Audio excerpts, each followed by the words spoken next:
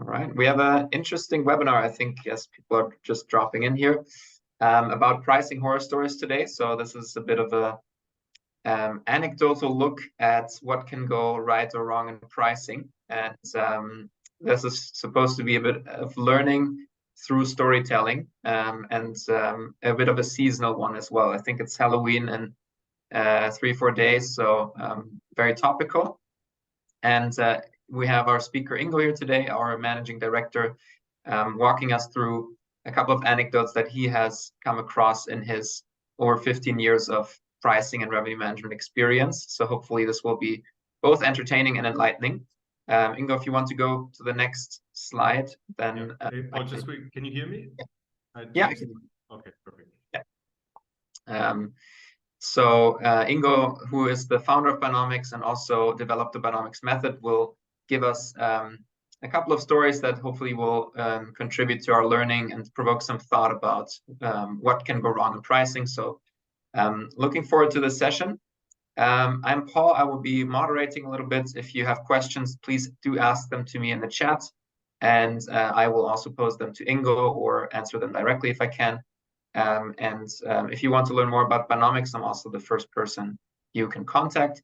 As you know, Buynomics is a SaaS platform, a software platform for holistic revenue management or pricing decisions.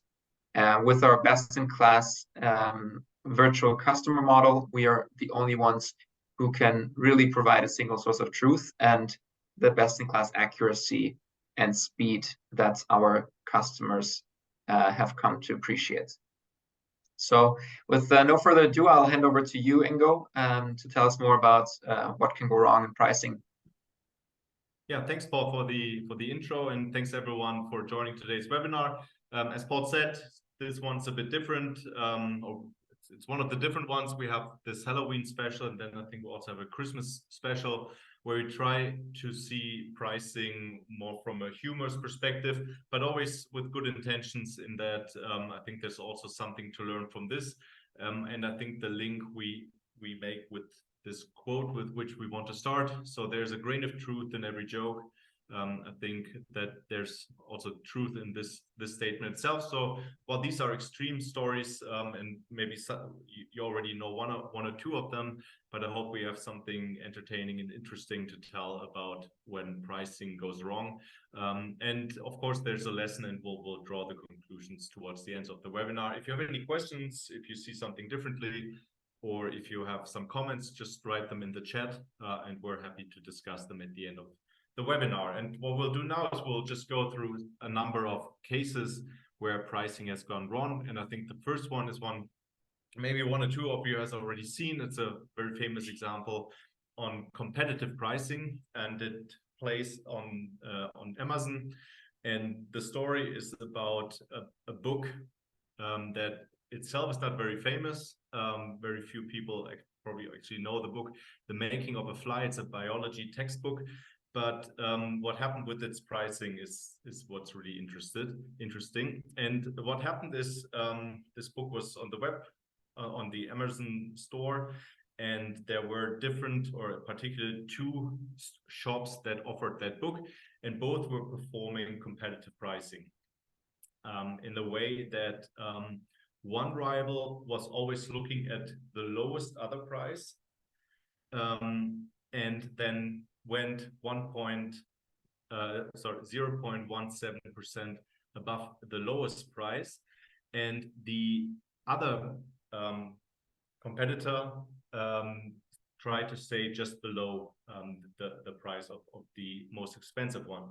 And if you play this out, and if it's go through an automated algorithm, what happens is that they both keep increasing over time. So what happens, because this is a book that few people actually buy, so there's very little attention given to this book, and this algorithm had the chance to go on for a very long time. And what happened is that after a while, one of the shops offered the book for almost $24 million, the other one for a little bit cheaper. But essentially this shows in an extreme case what can go wrong if you do just pure competitive pricing without paying too much attention about the outcomes, and this gets you into the news.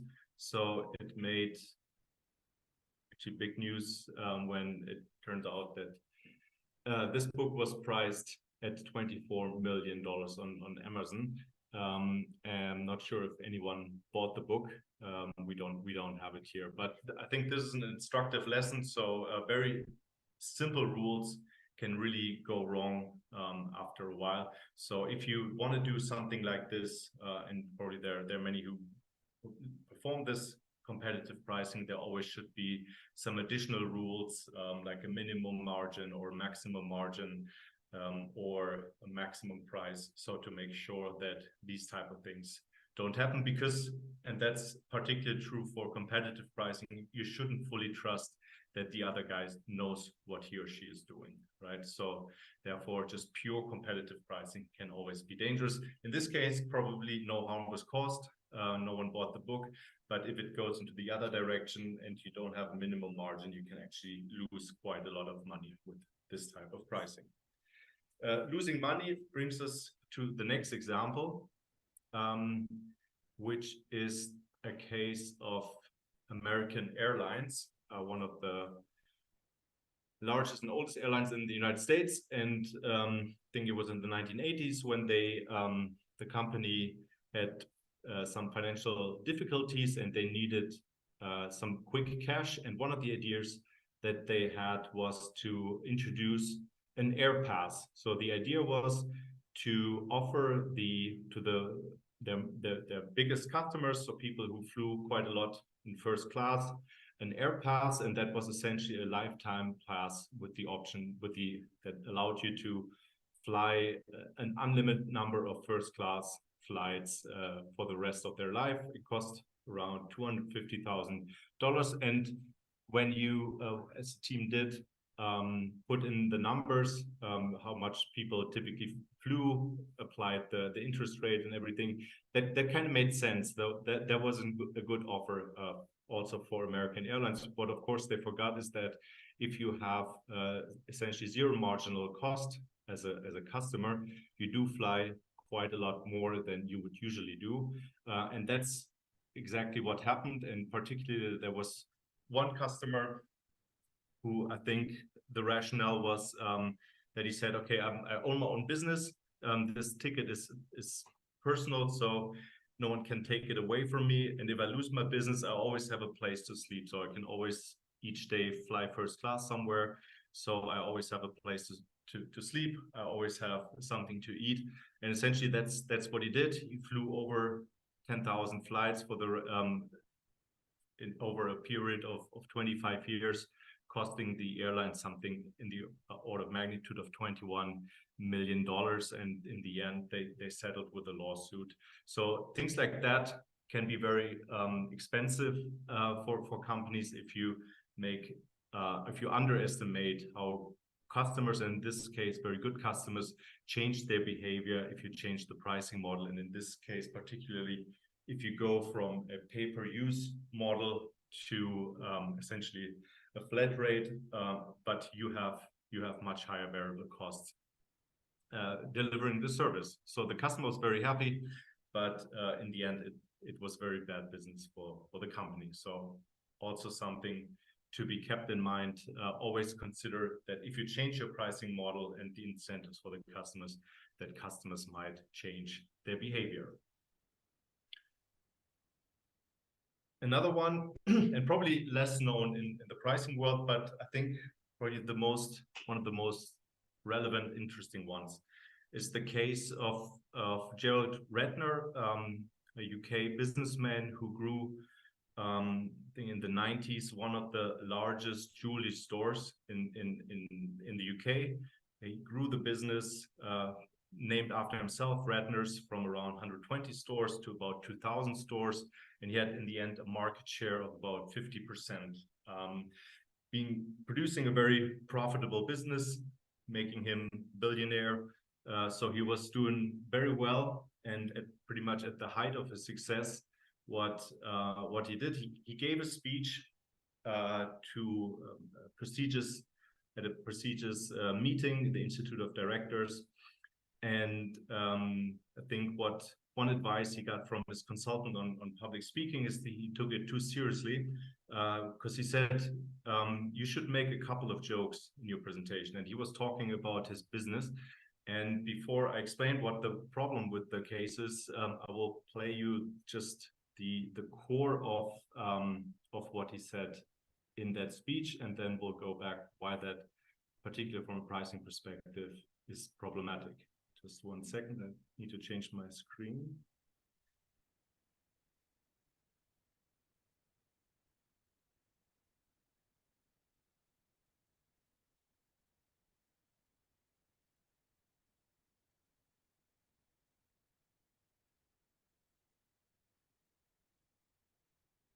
Paul, can you... Mr. President, Your Royal Highness, ladies and gentlemen, and thank you, Mr. President, for asking me to address such a prestigious audience. Also in Ratner's, we sell gifts as well as jewellery. Paul? Yeah, I can hear and see very well if you want to also put it to... Okay, so you could also see the video? Yeah. Okay, I'll play it again because I couldn't hear it. So it's about 1.5 minutes, and then I'll come back after the video. Good afternoon, Mr. President, Your Royal Highness, ladies and gentlemen, and thank you, Mr. President, for asking me to address such a prestigious audience. Also in Ratner's, we sell gifts as well as jewellery. Things like a teapot for £2. Or we've got this imitation book that you lay on your coffee table. The pages don't actually open, but they have beautiful curled up corners with imitation antique dust. I know you might say it's not in the best possible taste, but we sold 250,000 of them last year.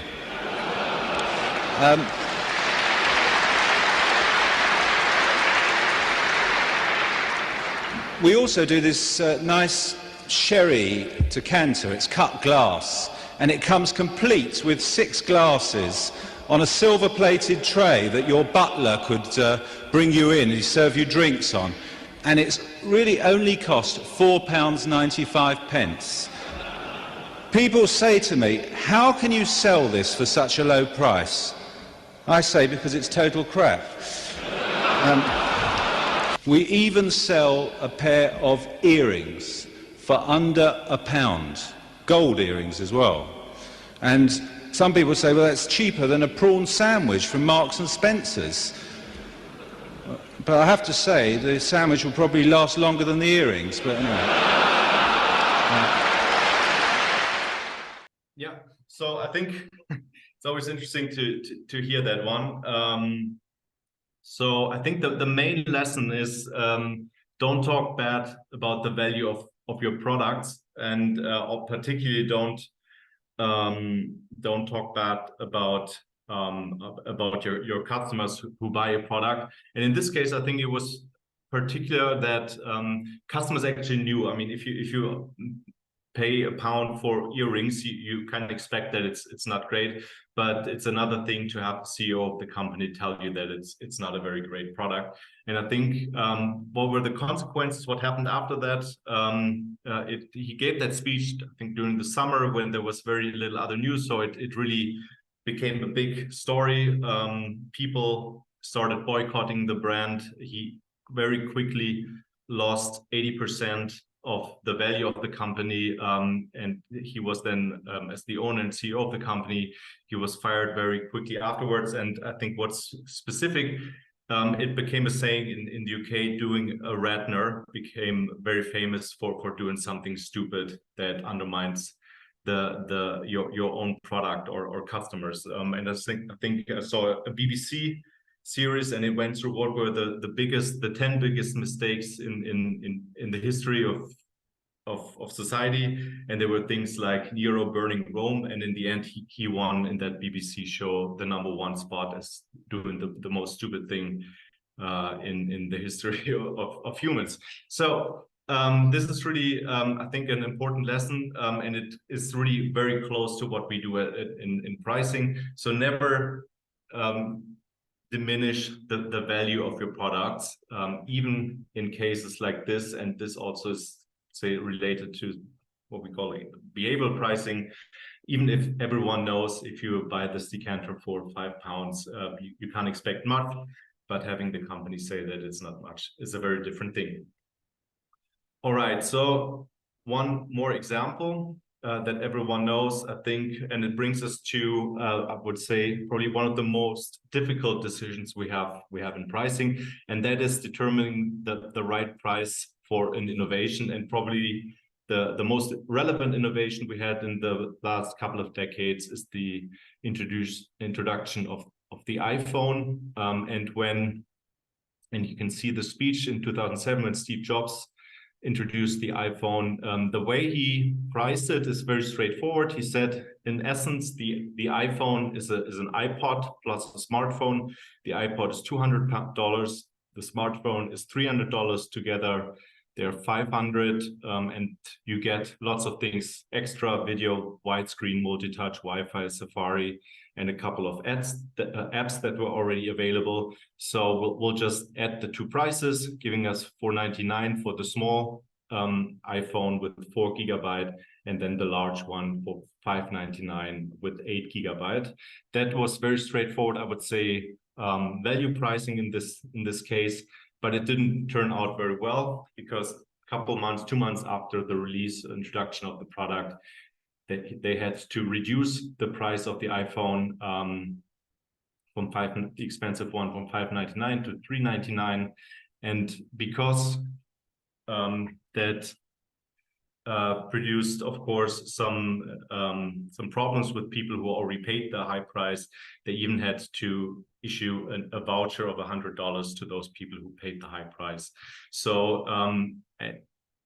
the lesson here is, I think, pricing a true innovation is very, very difficult. This one probably the most difficult one, and even with very good products, true innovation, it's really difficult to find the right price. And I think it's also comforting that it happens to the best of us. The best companies can be very off when they have to do innovation pricing. Here in this case, they were off by about a third, by $200. So let's put these examples together. We talked about the making of the fly, which was an example about competitive pricing, where it can go wrong. Then we talked about the unlimited lifetime air pass from American Airlines, which had an issue with how people react to the change in the price model. They underestimated the increase in usage. Then we talked about doing the Redner, so the jewelry store that talked bad about the value of their own product, and with this diminished really the value, the core value proposition of the company. And then we talked about innovation pricing in the case of I would say the most iconic product we had in the last decades, the iPhone, which had been very wrong. And I think essentially these products or these cases are the tip of the iceberg. And with every true iceberg, I think the true horror is really what lies underneath. So these stories are interesting in themselves, but the true horror is what lies underneath. And to us, those are, I would say, the day-to-day price decisions or the day-to-day price decisions that can go wrong. And here's just as an example for one of them, but I think it's typical. And if you have examples you want to share, we're happy to discuss them. A typical example where a CPG company was looking at the pricing in one of the categories, and they worked with, probably many do, with a set of price elasticities that they got from some agency. They looked very precise, so they had price elasticities to 2 digits. So for one of the products, for example, the price elasticity was computed by that agency was minus 0.87, so super precise. And so they expected that when they increased the price, they didn't just expect an increase in their profit, but also an increase in their revenue, because the price elasticity is between 0 and -1. So revenue increases as you increase the price. But what really happened, if you look at the left side of the graph here, is that you have the actual units that started out high and dropped by about 2/3 towards the end as they increased the price during the time spent. And what really happened is, just show on the left side, they massively, their own model had only predicted a price decline in the time span of something like 20%, when in reality it was 64%. And what they missed is, with using these price elasticities, was all the interdependencies that the product would have within their own portfolio, but more relevantly with products of their competitors. And they ignored all of these specific market dynamics and interactions. And this led to the fact that they massively underestimated the price effect of their product. So in the end, it wasn't really 0.87, but it was a much higher elasticity. I think it was in this case above -2, so between -2 and -3. So this to us is really the real horror that we're seeing in many cases, that pricing teams are working with very simplistic tools. And I would say the most simplistic one is just reducing demand in an industry into a single number, the price elasticity.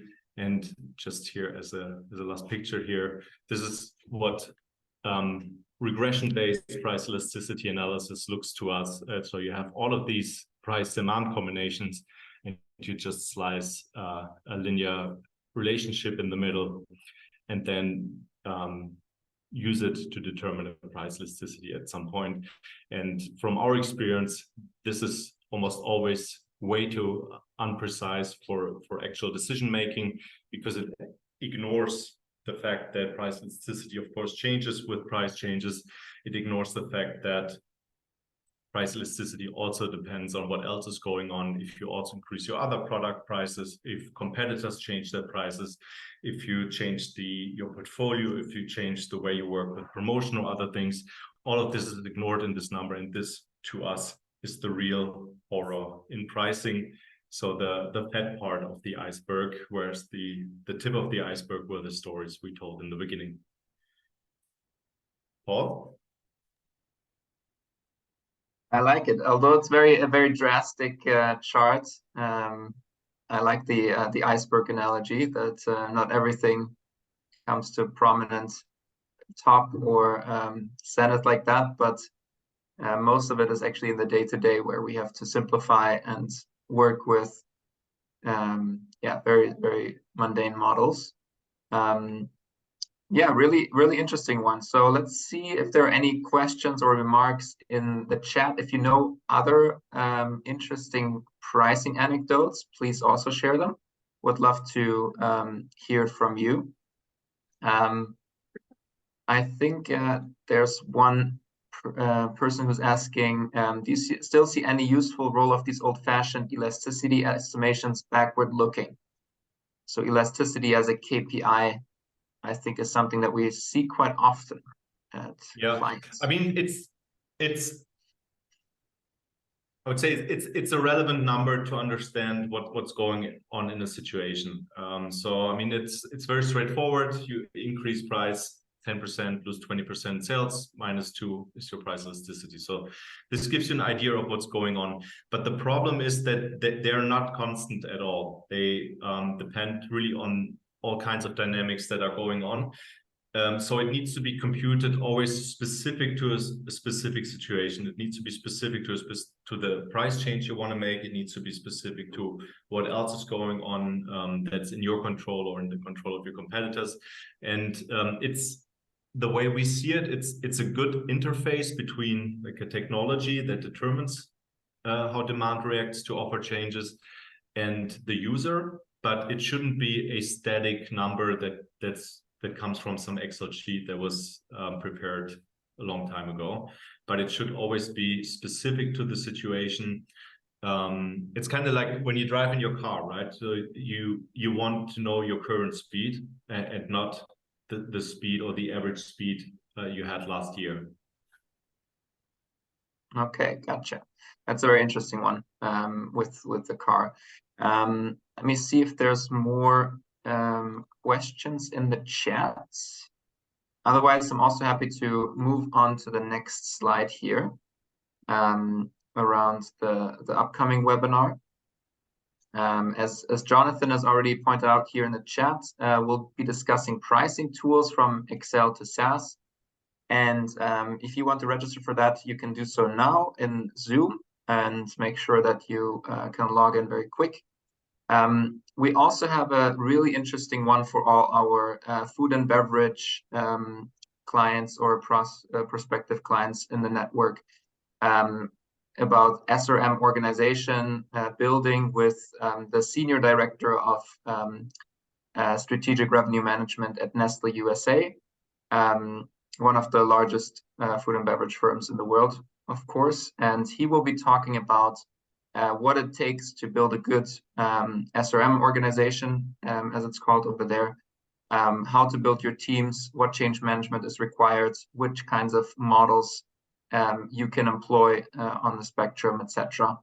So that's a really interesting one, and we'll share the invite for that as well. You can also register right now in the chat. There's a link to exactly that webinar. And if you want to be an expert on one of our talks or panels, also please contact Ingo and myself. We would be happy to have a chat and see if we can have a conversation that is enlightening to other pricing and revenue management executives. Yeah, so I think that's it for today. Thanks everyone for taking the time and for the questions and the attention, and we'll see you at the next webinar next week or 2 weeks thereafter with our friend Colin from Nestle. Thanks. Thanks, Paul. Thanks, everyone. Have a good weekend.